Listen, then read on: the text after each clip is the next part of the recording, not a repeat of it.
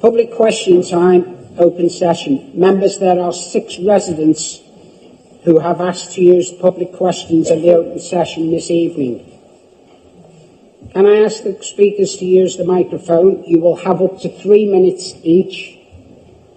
We are using the traffic light system, so when the light turns amber, you will have 1 minute left. And we ask you to stop when it turns red.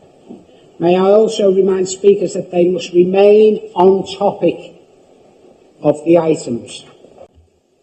We now move to the first speaker this evening and welcome Miss Sally James, who is speaking on item 4, which is the notice of motion to propose this council says no to the Pathways Puberty blocker trial. Miss James, you have 3 minutes. Good evening, councillors. Like many people, I was horrified at the announcement of a new trial to establish the effects of puberty blockers on children with gender incongruence, a contested condition. The study will recruit and medicalise 226 children as young as 10. The study is based on the idea that a child can be born into the wrong body. We must reject this notion wholesale. No child is born in the wrong body. As the comedy writer Graham Linehan put it, you don't tell children they could be born in the wrong body because they're children and they'll believe you. Puberty blockers are marketed as a pause to allow confused children time to think.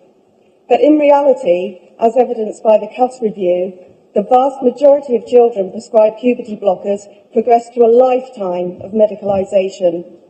Some will undergo irreversible surgeries, such as the removal of healthy breasts or the creation of an imitation penis fashioned from flesh removed from the arm.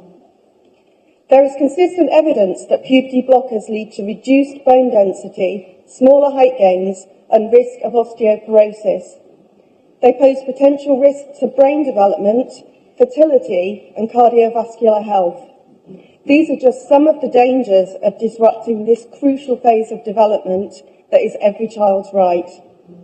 The number of people who have been through this and now regret it is growing. Kira Bell, who brought a case against the Tavistock Clinic, has described her experience of puberty blockers as a devastating experiment. She progressed to testosterone and a double mastectomy. She reflected, "There was nothing wrong with my body. I was just lost and without proper support." Kira's case highlights the issue of conformed consent amongst confused youngsters. How can a child fully comprehend and consent to these potential harms?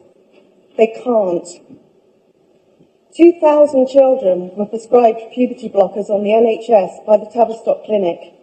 So there is already a wealth of data that could be exploited, another key recommendation by CAS. We do not need to experiment on a new cohort. There is growing opposition to this trial from clinicians, researchers, lawyers, and medical ethics experts. Politicians from all parties are calling for a halt to the trial. Please add your voice to theirs. To experiment on children who cannot consent is unconscionable. Puberty is not an illness. No child is born in the wrong body. Please vote to debate and support this motion. It's the very least we owe our children. Thank you.